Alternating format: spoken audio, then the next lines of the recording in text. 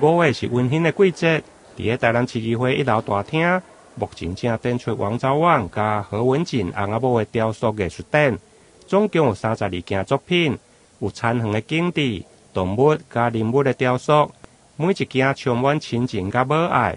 户外还有2件大型的雕塑品，其中小小牧童是铜雕的原模，背后还有一段感人的故事。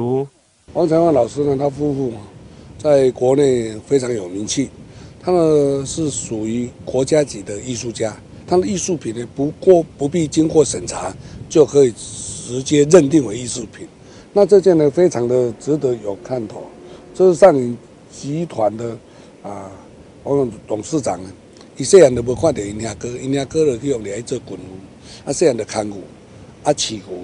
饲草，叫人啊忝就趴伫这牛的顶端咧休困。那这件作品呢，非常的有感情，而且呢能够回想到那时候年代咱的生活足困苦，就互伊感觉讲伊爱读册，较有成就，伊爱努力打拼，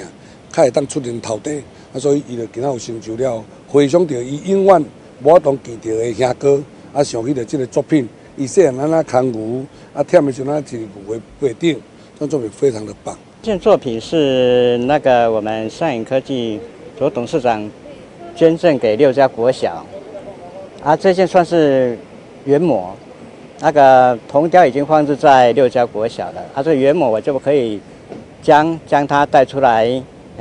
做展出。左董就是因为他事业有成，所以要回馈母校，所以就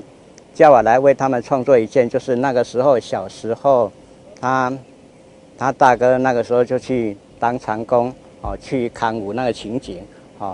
累了就趴在那个水牛上面睡着了，那个情景就说要捐一件给6家国小他的母校，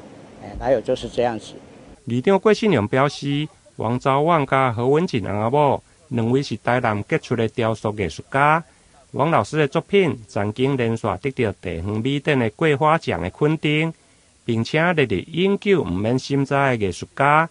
伫个劳动节连假，台南市议会对30号暗时连续3天，还有一连串的系列活动。30号的开幕式有昆山科技大学的时尚秀，欢迎市民朋友踊跃前往参加。台南新闻林根采访报道。